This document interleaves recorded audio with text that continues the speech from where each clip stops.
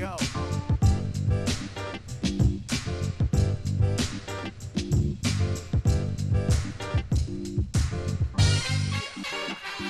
Exhibition. Nothing personal. Word of the day on Bastille Day. There's a party going on in France right now. Maybe with masks, maybe without. But it's Bastille Day, July 14th, 2021. Otherwise known as just another Wednesday. It's the day after the All-Star Game. I hope you were all up late watching it because there was a lot to see, a lot to digest, so much to talk about. We got to get right to it. I was asked to talk about my reflections of the All-Star Game. It's funny when you've got a microphone and you've got experience as an executive and you're hired by a media company, they want reflections. Could you come on CBS Sports HQ after the game and talk about your thoughts of All-Star Weekend like it's some sort of religious experience? What do you think about what happened? What do you think about Shohei Ohtani? I think I'd like to have him on my team. How do you feel about Vladimir Guerrero? Ooh, I get warm inside. I get the shivers from head to toe, like I'm back in high school waiting for the February issue of Sports Illustrated. Not the Sportsman of the Year, by the way. I do have some thoughts and reflections, though, so I might as well give them. The number one thing of yesterday, if you watched the All-Star Game, you're aware the game was supposed to be in Atlanta. We covered this in great detail. What a crutch, Coca, going back to previous episodes. We covered this in great detail, that the Atlanta Braves were supposed to host the All-Star Game, and then certain laws were passed that may or may not quash the rights of certain individuals to vote. Therefore, the All-Star Game was moved to another state where they may or may not quash the ability or the ease in which people can vote, called Colorado. The players were much HAPPIER that it was in Colorado for various REASONS, but there was a whole plan to honor Hank Aaron. Hank Aaron is the home run king, not the mattress king, not the king of England, the home run king. I'm sorry, I'm calling you the home run king. I'm sorry, Barry. You're the home run king. All right, you are. You have the number. But Henry Aaron, for those of us of a certain age, and unfortunately only of that certain age, recognized Henry Aaron as the greatest home run hitter of all time at a time when being a black home run hitter came with death threats, not with adulation. So when he hits a home run off Al Downing to break the record in the 1970 season, Coca, help me. Was it 74? I don't know. I was very young at the time. All I know is a very young Craig Sager was there waiting for him. In any case, he breaks the home run. It was 74. Amazing. Amazing Grace and Chuck. Alex English. Henry Aaron was honored with a game that was played in Denver, which I found to be strange, but he was honored because he passed away this year. He was honored because he was a trailblazer in so many ways. Jackie Robinson broke the color barrier in baseball, but Hank Aaron made sure that that color barrier stayed broken and crushed. He was able to do things on a baseball field that most men can't do. 25 All-Star appearances. 25. So they get Lenny Kravitz. I love being in the conversation where Major League Baseball chooses who's going to throw out the first pitch. Who's going to sing the national anthem? It was Christopher Jackson from Hamilton fame, and it was Peyton Manning from Denver Broncos fame. Who's going to narrate all the special videos? That's a big discussion, and they went with Lenny Kravitz. The discussion happens like this. Side note, Coca, not in the show, but just so you know, when deciding who's going to throw out the first pitch to the national anthem, who's going to narrate the psych up pre-videos, the discussion centers around what's going on in the world today.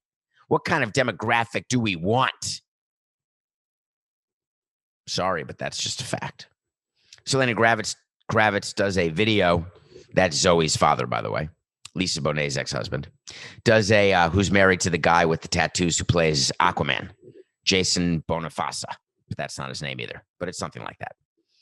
And it showed Hank Aaron as an Atlanta Brave and as a Milwaukee Brewer and what he meant to the game while he was playing, but more importantly, what he meant to the game when he was done playing. He and his wife, Billy, did charitable work that would make your eyes tear. They cared about education for kids. They cared about making sure that kids understood history so that it would not repeat itself. Henry Aaron was a fascinating man. There were parts of him that were bitter about what he went through, parts of him that were bitter about the money that he didn't make. Many of the older generation of players have that. But the overwhelming legacy of Hank Aaron is what he meant for the game. So that, to me, was the number one thing that happened, making sure an entire new audience of people appreciated who Hank Aaron was. So you're saying, but David, the demographic of the All-Star Game is like the demographic of baseball. It's all people old, in which case they already know who Hank Aaron is. And my answer is you're wrong. You're wrong, Dr. Brewster. And the reason you're wrong is that on Jewel events, it is a totally different demographic than regular season games or even early playoff games. The people watching this are mothers and sons, mothers and daughters, fathers and sons, families. And I'd like to believe that there were families around this country and around this world who said to their kids, please watch this, and then spoke about Henry Aaron. So the game starts, they introduce. I always like when they introduce the players, because isn't it fun to see which players are short, who's tall, who's big, who gets booed? When the game's in an NL West city like it was yesterday, other teams, other players from NL West teams, like if you're on the Giants or the Dodgers or the Padres, you're going to get booed by Rockies fans. The irony is the overwhelming majority of people in that ballpark are not Rockies fans because MLB controls the tickets. Each team gets an allotment of tickets for itself. And so you've got sponsors, you've got VIPs, you've got season ticket holders from other teams, you've got family, friends of players. It's the least home crowd of any Rockies game that there will be all season. So the introductions happen, the games start, and we're all excited to see what's going to happen with Nolan Arenado. Yeah, Nolan Arenado. Why does that excite me? Nolan Arenado is a player, a star player with the same agent, by the way, great agent, same agent as Giancarlo Stanton, Joe Wolf, who signed a long-term deal with the Colorado Rockies. He was going to be the mainstay of their franchise, but then the Rockies traded him because the Rockies stink. The Rockies wanted to lower their payroll, so they had to get rid of Arenado because he didn't want to be there anymore, because he didn't think the Rockies were trying to remember all of those trials and tribulations. He went to the Cardinals. Samson said, hey, guess what? I don't mean to refer to myself in the third person like Ricky Henderson used to do, but Nolan Arenado goes to the Cardinals, and I said the Cardinals are going to win the Central in a runaway. They just won the Central. Meanwhile, you're going to see today that they're not going to win the Central. So Nolan Arenado gets introduced as a St. Louis Cardinal and gets a standing ovation. The love for Nolan Arenado. So all I kept thinking about was my time in Florida. The fans are giving a standing ovation to a player who comes back, and the visceral anger and hatred toward the Manfred brothers, and specifically Dick Manfred, the owner of the Rockies, it's not even palpable. And I'm not whining or complaining because I'm not going to whine about it, nor am I going to complain about it. I didn't say neither, so I can't say nor. I'm getting booed because we traded Nolan Arenado, but Nolan Arenado doesn't get booed even though he said he doesn't want to play there anymore. So we are granting Nolan Arenado his wish. Of course, we are getting concomitant benefits by lowering the payroll and getting out of that obligation long-term that they had to Nolan Arenado, who's the best third baseman in baseball, who's making whatever the money is. He must have gotten 250 to 280 is my guess of the contract he signed, making $25 to $30 million a year. You get out of that contract. But the love they felt for him, 260 for 8. Thank you, Coca. The love they felt for him, it made me smile and made me wistful. Because as fans, maybe people are beginning to understand the business of baseball, the reality of players who don't want to be in a certain place, even though they're guaranteed a certain amount of money. That is so much money that they can't turn it down even when they don't want to play for that team long term, and then they change their mind, they go to a different team. Do the Rockets still love James Harden? Do the Cavaliers still love LeBron, or the Heat still love LeBron? It just made me thinking, but Nolan Arenado gets standing ovation as they're introducing everyone because he was starting, obviously, at third base, voted in by the fans. The game starts, and we're all holding our breath, watching the guy who was the number one seed in the home run derby the night before bat leadoff in the game. Shohei Ohtani, the center of the entire storm created by Stephen A. Smith, the center of all the attention created by Major League Baseball because they want him to be the star, because he should be the star, because he is the star. He bats leadoff. He grounds out, I think. End of the first inning. Max Scherzer gets out of the inning 1-2-3, leading off his fourth All-Star game. Up comes Shohei Ohtani to bat. And then he bats, he gets out, and then they go to commercial, they come back, and he's on the mound. Shohei Ohtani got the win for the American League last night, pitching one scoreless inning. After hitting leadoff, he got 2 at-bats, which I think we said he would get, or I said that on some show I did, which I think was this one. And then he gets interviewed during the game with his interpreter as an absolute FU to ESPN, showing the world that Shohei Ohtani, A, has an amazing personality, B, has an electric smile, and C, is willing to do the media things that are required when you are going to be a star in Major League Baseball. It was history that you were watching. Players don't do this. Here's the equivalent. I was thinking about this last night, staring at the ceiling through my eyelids. I was thinking, can you imagine, just for 1 second, if Patrick Mahomes were one of the best defensive backs in football? I'm just curious, would that be crazy to you? If the best quarterback, when the ball went to the defense, to the other team, he was covering the best wide receiver for the other team because he played defense too. I'm just wondering, would that be strange to you? Would you say that can't be? There's no player who can ever do that. You can't play both sides of the ball. That's what Ohtani's doing. And I am not going back on my word where I tell you that I don't think Ohtani should play both sides of the ball going forward, because it's going to have a deleterious impact, a negative impact on his career, because he can't be the best pitcher he can be and the best offensive player he can be long-term doing both. You just can't do it. John Smoltz, the play-by-play, the color analyst for Fox, former pitcher, Hall of Famer, was talking about how difficult it is to do what he's doing. So take a minute and talk to your family, your friends, your coworkers about what's going on in baseball, because you've never seen it in your life or in my life. And stop comparing Ohtani to Babe Ruth. Have any of you seen Babe Ruth? I haven't. I don't know how to compare him to Babe Ruth. I never saw him play. I only know his stats. So then I'm watching the game, and then my guy, Vladimir Guerrero, the little boy who I knew who was never little, he was born big. A funny, sort of jovial kid, by the way, when he was a kid.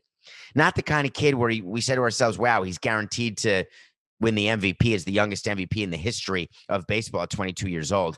We didn't know he was that kind of kid. We just knew he had great hand-eye coordination. He was great at hitting wiffle balls and having catches as a tiny kid. And I just was thinking last night while watching that I was wistful. I missed baseball. People say to me all the time, would you ever go back? And I say no, because I love doing nothing personal. And I'm sticking to that because I love it, and I'm not stopping because you won't let me stop. We take one day off, and it's Coca's fault, and everything goes into the shitter. But we're back. But I was watching Nathan Eovaldi pitch, Nate Eovaldi for the Red Sox. He was a Marlin. We traded for him and then traded him. I'm watching Vladimir Guerrero, who I knew, and Tatis. And then JT Realmuto hit a home run, former Marlin. I'm watching Trevor Rogers pitch 2 innings, give up unearned runs because they called an error on a fielder behind him. He gave up 2 runs. He was the last first-round pick. He was the final first-round pick of my career in 2017.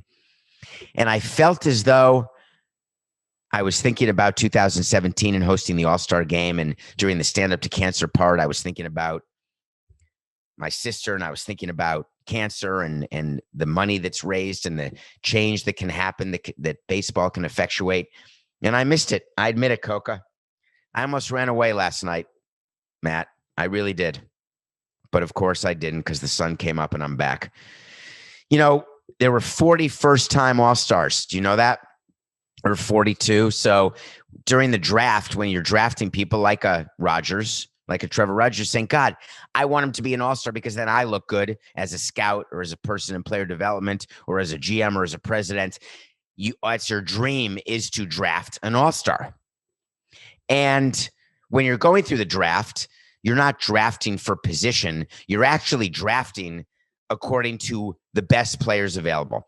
Talk to 30 GMs, and they will tell you the same thing if they don't lie to you, which the majority will, but they will say, we want to draft according to our board. You make a board of 200 guys and you rank them. And when someone takes the person ahead of you, the person that's number 1 on your list, you go to the person number 2 on your list.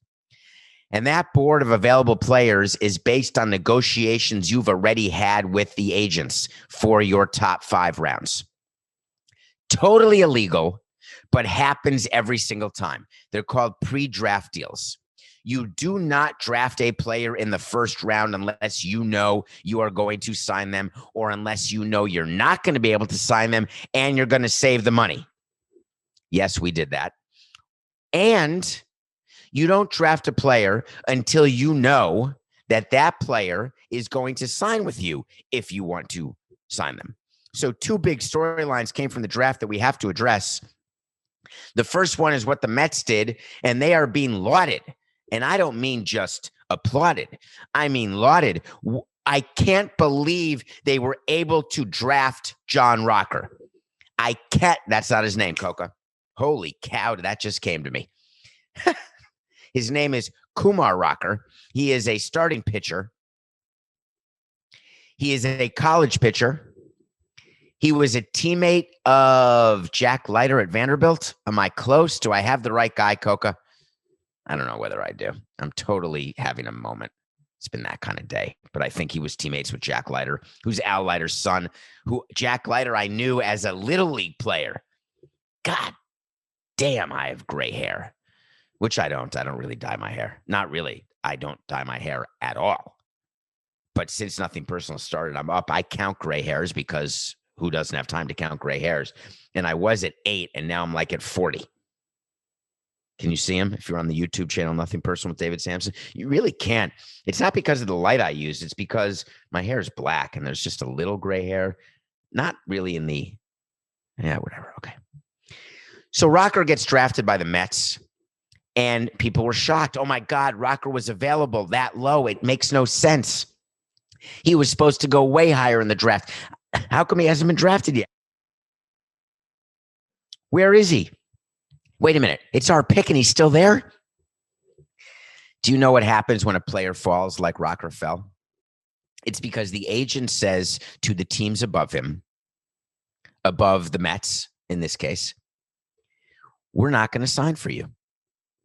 And if we do sign for you, we want more than your slot money. Here's how the draft works. You get a basket of money. Let's say you get $7 million. That $7 million is the amount of money you can spend on all of your draft picks. In the first round, there are slots. If you are the first player drafted, it's not like the old days where you can get paid $80 million in a major league contract, which means you're on the roster already, or you can get paid $50 million on a minor league contract, or you can get $10 million or 15. No, there is a slot for the first pick of the first round. There's a slot for the second pick of the first round, and the slots get smaller as the picks get lower. So if you're supposed to go number 2 and you think you're going to make $8 million and you go number 20 and all of a sudden you're only going to make $4 million, you may not be happy. But what you may do if you're one of the best players in high school or college who's eligible for the Rule 4 amateur draft is you may say to the teams, hey, no matter where I'm drafted, I want $6 million. Hard stop. If you don't give me 6, I'm not signing with you. And by the way, if you do give me 6, I'm still not going to sign with you if you're Kansas City. So Rocker says to the Mets, if you draft me, I want to play for you. but you're giving me $6 million. And the Mets said, but wait a minute, the slot value for our pick is $4.7 million. And Kumar's agent, they call him advisors. Have you ever seen that? When the players get drafted, they say, I want to thank my advisor. It's not an advisor. It's an agent. But you're not allowed to have an agent. So they call it an advisor until you're drafted. Then the advisors become agents. It's magic. It's amazing how that works. So the slot for the Mets pick was $4.7 million. The Mets draft Kumar Rocker, and a day later, they announced they've signed him for $6 million. You don't negotiate a $1.3 million deal above slot in one day. That deal was done by the Mets before they even picked him, and the agent for Rocker told every team above the Mets, you better not take him because we got to deal with the Mets. That happens every single day, every single year. Guess who the agent was? I'll give you 3 guesses. Joe Wolf, nah. Dan Lozano, Scott Boras. Are you shocked? Okay. What about the Los Angeles Angels of Anaheim? People are giving that attention. I want to explain why. They drafted 20 pitchers in 20 rounds, and they're famous for being so great. So here's how it works. The Angels have a very high ERA in the Major League Baseball. At the Major League level, it's like over 5, let's say, is their starters ERA. They need starting pitching. They've got these great position players. They've got Ohtani. He's their best pitcher. Their other pitchers are absolute crap. They can't make the playoffs. They can't do anything with Mike Trout or Rendon, the best position player, free agent of a couple years ago. And so what's going on? So they say, no problem. We're going to draft pitchers. We need pitching. And that's what everybody is saying. All these people on TV, the Los Angeles Angels went after it and they got pitching. Horse hockey. Is that how it works? Los Angeles Angels were not drafting pitching because they have no pitching. They were drafting pitching because they said, you know what? There's a bunch of position players we could take. We have a huge number of position players available. It's 6 of one, half a dozen of the other. We have position players already signed to long-term deals. Why don't we just take pitchers? It's normal to take 16 or 17 pitchers. Last year, the Marlins took 17, out of 5 rounds, they took 5 pitchers. They went 5 for 5, the first team to ever draft all pitchers in an entire draft, but it was only 5 rounds because of COVID. This year, I think the Dodgers did 17 of 20. There were other teams that did 18 of 20, 16 of 20 pitchers. Why do you want more pitchers in your system? Why are the Angels doing that? It has nothing to do with your major league pitching. It has everything to do with Tommy John, with torn labrum, with flame out, with, oh my God, he now stinks, with burn out. No matter how good you think your pitching is, you always need more of it at the big league level. And to get more of it at the big league level, and you want to be like the Rays, you have to have a system filled with pitching, because most of them are simply not going to be good, or they're not going to make it, which is the same thing. They're not, or they're good. They would have made it, but they get injured. So the Angels getting all this love for doing something so epic is what we've all done over the years, always. We had multiple picks in the first round in 2005. I mean, we screwed up on all of them, by the way. But I think we drafted a guy named Coca. If I get this right, I'll laugh.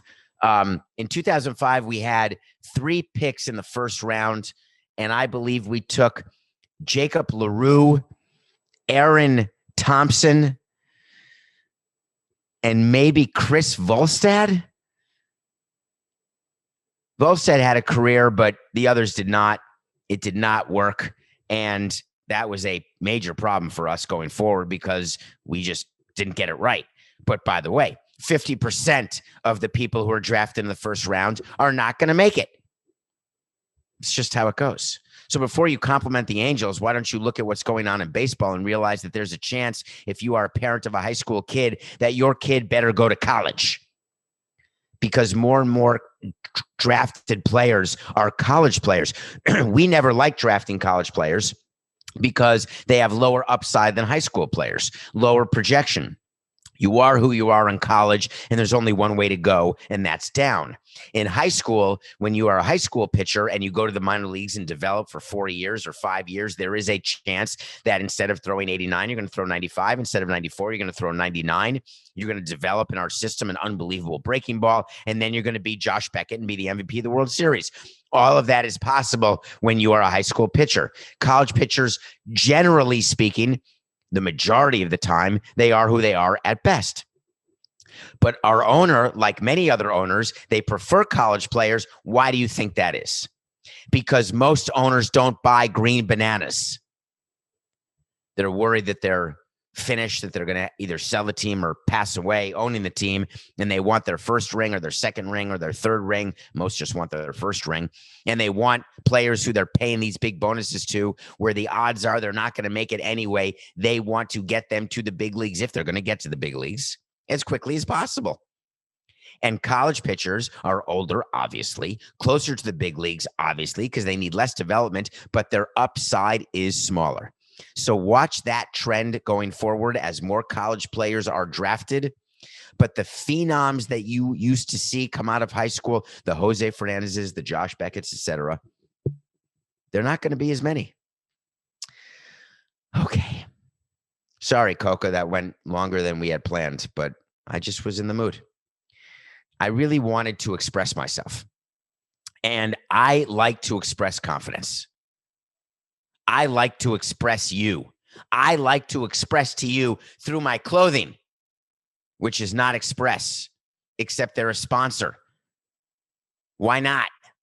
Express is all new and all about you with the fresh mix. While we're doing this, don't put the show on pause, please, but go to express.com and just check out all the clothes they have. They have casual clothes. They have versatile clothes. They have super comfortable styles for whatever you want to do. You want to eat extra food and get a burgeoning waist? Great. You want to have slim fitting, nice graphic tees? Sweet. You want to go to the beach with a muscle shirt? Done. You want some chinos? Fair enough. You want to wear clothes to a wedding? Express.com. Be on the lookout. There's some great summer deals. Okay. Let's do quickly the nothing personal pick of the day to tell you that the All-Star Game was won by the American League. They won their 8th straight. We're 94-75. We're back to regular season games tomorrow with the Yankees Red Sox. Tonight is the NBA Finals. The Bucks are favored by 4, and my concern is the Suns are going to hit their shots. In analyzing this game with Matthew Cocoa Puffs, it occurs to me that if the Suns hit their shots and Giannis somehow is defended better and doesn't shoot free throws as well as he did, the Bucks could have a problem. I'm going to take the points tonight, 94-75. Suns +4. When we come back, we're going to review a movie that you told me to watch, one of the listeners, and it was absolutely fascinating and worth talking about. We will be right back. Welcome back to Nothing Personal. How you doing? Thanks for making it through that gauntlet. I do appreciate you. Thank you for rating and reviewing and for following. And most importantly, thank you for telling your friends about Nothing Personal and having them listen. It really does mean something to me. This is the time of year where we have to try to go after the podcast awards, the People's Choice Podcast Awards. Many of you have signed up where you have to give your email and a password, but we have a chance to be nominated as Best Male Hosted Podcast. We have a chance to be nominated as the People's Choice Podcast or the Top Sports and Recreation category podcast. Please go to podcastawards.com/app/sign up. It'd be cool, right? Because I already have the acceptance speech, and it does involve Coca, and it does involve all of you. All right, so we watch a movie on Nothing Personal every day, and I love all of the people who come to me on Twitter at David P. Samson with movie suggestions, and I keep track. Lest you think that I don't, I've got something in my phone, a note, where I keep every movie I've watched, but I also keep a list of every movie that you've told me to see. And there's just so many I can't keep up, but I do try as hard as I can. And one of you said, please watch The State of Texas versus Melissa, a documentary about Melissa Lucio, the first Hispanic woman to be put on death row in the state of Texas. It is a story that is, I don't normally give my political opinions. I will tell you that I am a proponent of capital punishment. And the reason I am, not as it stands now, just FYI. And I also understand the importance of the constitutional right to a defense, the right to appeals. I understand all of that. I understand that there are people who get wrongly convicted, and there has to be a process to get them unconvicted before they are put to death. But I also know that the way it's done, where it takes 10, 12 years, the expense of it, it is not financially working. May not be morally working to some of you. What happened here is there was a girl who happened to be Melissa's daughter who died, and she was convicted by a jury of having beaten her daughter to death. The pictures are awful. The explanation is interesting. What certain doctors said who were hired by the defense, what certain doctors said who were hired by the prosecution, the expert witnesses. My overall take on the movie is that it's worth seeing to put in your mind what it is to be sentenced to death, to understand what it is and what happens to the family of the convicted person. The focus, though, on her being the first woman and the first Hispanic woman is not as interesting to me because, as you know, I don't see color. I don't care about race. I don't care about anything. I care about people who commit crimes getting punished. State of Texas versus Melissa is worth your time to make a decision for yourself, to get you to think about where you stand on certain issues like the death penalty, to understand what the producers were trying to do. Were they trying to elicit your emotion, your sympathy? Were they trying to lay out the facts? When you watch a documentary, you have to understand what is going on with the director. What is their goal? What is their bias? It's like watching a Michael Moore documentary and not thinking to yourself, what's he trying to say here? And from what side of the aisle is he trying to say it? State of Texas versus Melissa Lucio. All right, we have a lot to talk about regarding Rob Manfred and what happened at the All-Star Game. At the All-Star Game, there's a thing that happens every year. The commissioner of baseball meets the media, and they call it meeting the Baseball Writers Association of America, but those are the people who are the media in baseball. And the head of the union, Tony Clark, or whoever the head is in a particular year, meets the media. The commissioner meets the media. And this year, it was quite interesting. So we want to talk about it, and you found it interesting too. You know what I want? I want to talk to Samson. So you want to talk to Samson. Get on my Twitter at David P. Samson, and you can talk to me. DM me. They're coming fast and furious, Vin Diesel, and I do my best. Please do not be upset. Keep trying, because once in a while I see something that catches my eye. Once in a while you're going to get buried under an avalanche of 50 at a time. It just happens that way. I'm totally sorry about that. But this was a good one because I want to talk about it. Could you please tell me whether to believe Rob Manfred and what he said about doubleheaders and extra innings? Because I really want those rules to stay. Thank you. I appreciate you asking that, because Rob Manfred covered a litany of topics yesterday because there's a lot going on in baseball, and he said some interesting things, and the way he said them made me smile. He said, when we adopted 7-inning doubleheaders for this year, we didn't know the country was going to look like it does now. We were scared it was going to look very, very different. What does that mean? Rob Manfred was trying to explain to the fans who have been complaining about 7-inning doubleheaders, the fans who buy tickets to 9-inning games, get 7-inning games. Horse hockey. The reason why there aren't going to be 7-inning doubleheaders anymore is because MLB is not going to fight about it in collective bargaining, because I told you how it works.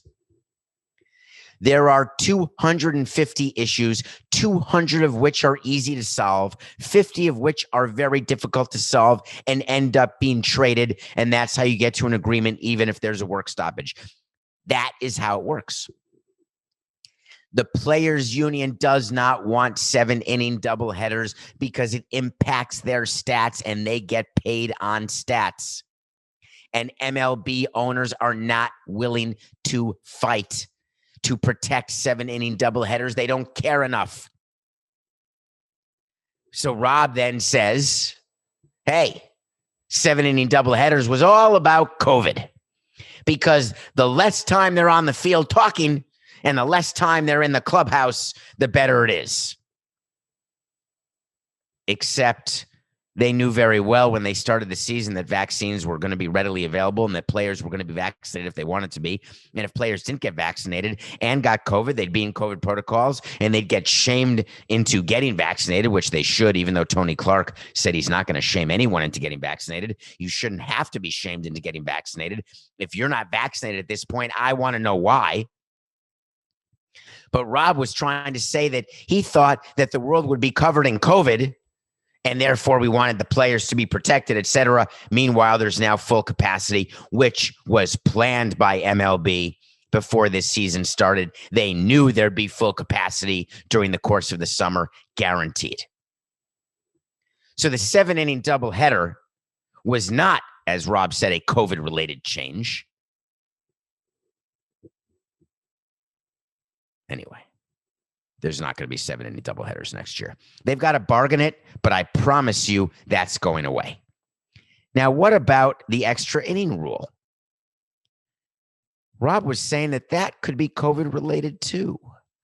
Putting a man on second base with no outs in the 10th inning to get the games over and done with. And it's worked perfectly because Coca, I don't believe there's been an MLB game 15 innings or greater since they started this rule. Not one. Most extra inning games end in the 10th inning, some in the 11th. There have been an occasional sprinkling of 12 or 13. But that's a rule that Rob Manfred is saying goes away. Why? That's a rule that I've embraced and loved and fought for so many years, because extra inning games are not good for the broadcaster. They're not good for the team. They're not good for the executives. And half the time by the end of the extra inning game, if it goes 16, 17 innings, there's no one in the stands anyway. And it's 2:00 in the morning and it impacts your team the next day. And it's just not good for anyone. So that one may be worth fighting for. But why are the owners not willing in a new collective bargaining agreement to fight for the extra inning rule? Because they've got bigger fish to fry. The players don't like it because they're traditionalists.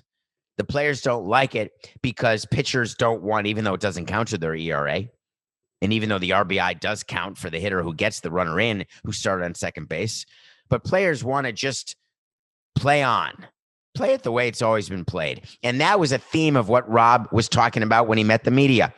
We want to go back to the way it was when I was 12, the commissioner said. He was talking about shifts. It was sort of interesting. I want to read you this quote. It was pretty good.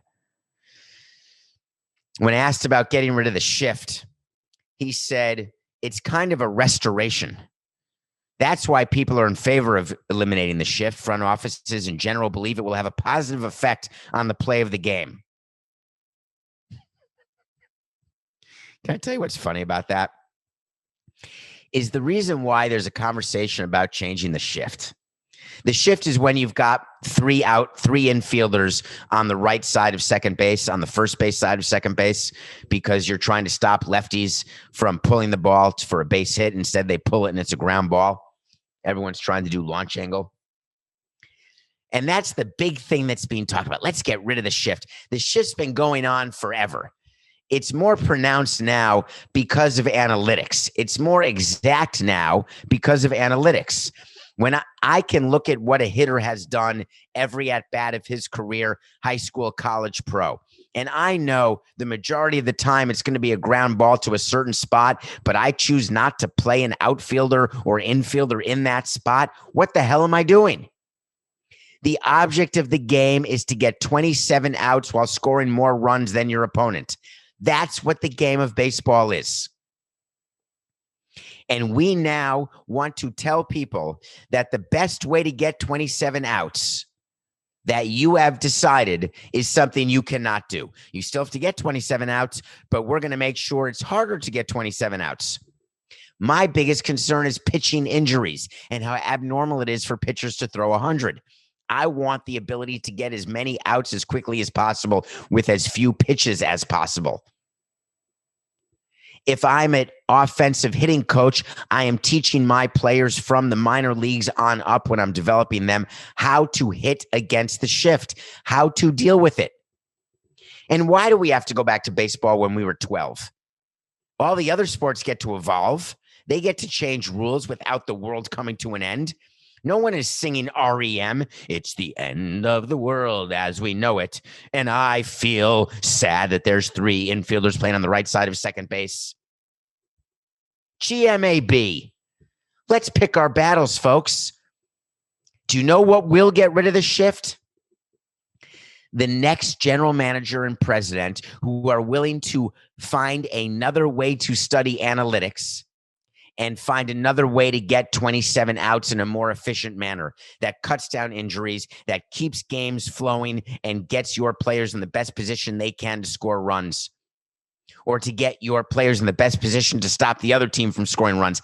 That's what'll get rid of the shift. Mandating 2 fielders on either side of the base. Come on. I want 9 fielders to be able to play right field. If you think that they're going to hit the ball to right field, I want 8 guys. You got to have a catcher and a pitcher. 7 guys. Actually, you don't even need a catcher. If you're willing to throw the ball and nobody catches it, I guess that's just a wild pitch, even though it could be a strike. It could hit the umpire right in the jimmy, though.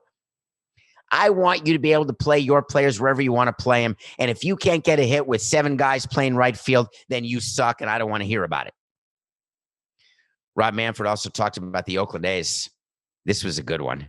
The Oakland A's right now have a big vote coming up.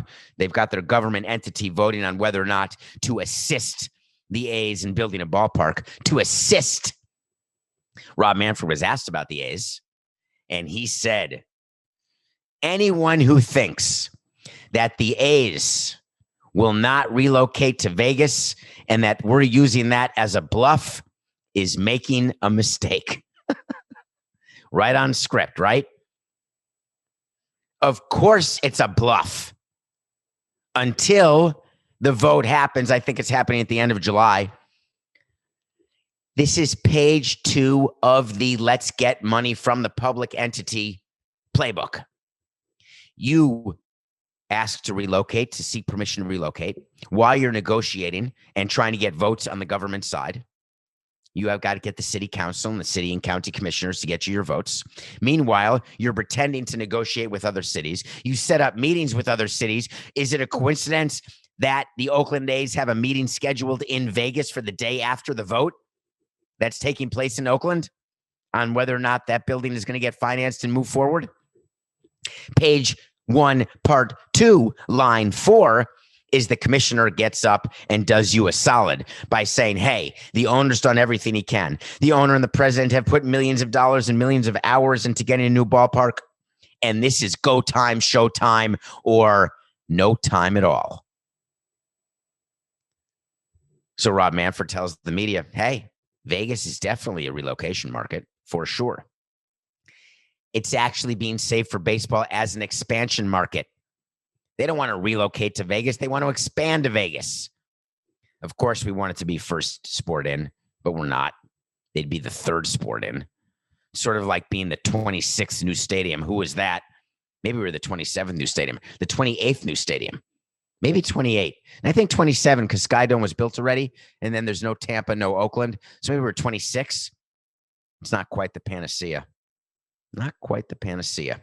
Do you know what the Oakland officials and Oakland, do you know what they're fighting over? I just want to mention this. I can make you understand how what you're being told in public is not exactly how it's working behind the scenes. The officials in Oakland want the A's to not be able to relocate if money is put in and public money is put in. They don't want them to relocate for 45 years. The A's will only commit to staying in Oakland for 20 years as part of the deal to build this new stadium. The life of a new stadium is more than 20 years. The reason why the public's at 45 and the team is at 20 is that normally it's about 35 years. And that's where that negotiation ends. That's not going to stop a deal from happening, but yet it's being brought up as a major deal issue. It's not. How about this next deal issue the Oakland A's are having? The government wants the Oakland A's to provide affordable housing in the area at the ballpark, and the A's don't want to. The reason the A's don't want to be committed to a certain percentage of affordable housing is because, by definition, that will change the profitability of that surrounding development, and the profitability of the surrounding development at a ballpark is not subject to revenue sharing with other teams, and it's used to help pay your share of the ballpark, which the Oakland A's are willing to pay a tremendous share. The reason why public officials ask for affordable housing and union involvement in the building of a ballpark, et cetera, is because those are the people and the lobbyists who are putting money into their coffers, helping them get reelected. These are issues that don't kill a deal. These are issues that get negotiated. They basically get split down the middle, and deals happen every day between the public and private entities. But all of these different distractions are being put out there to protect you from the absolute truth. And the absolute truth is that in Oakland, when you are the owner of the A's, you have one thing in mind. One thing. It's just business. If we have to leave, we have to leave. Sorry, Oakland. It's nothing personal.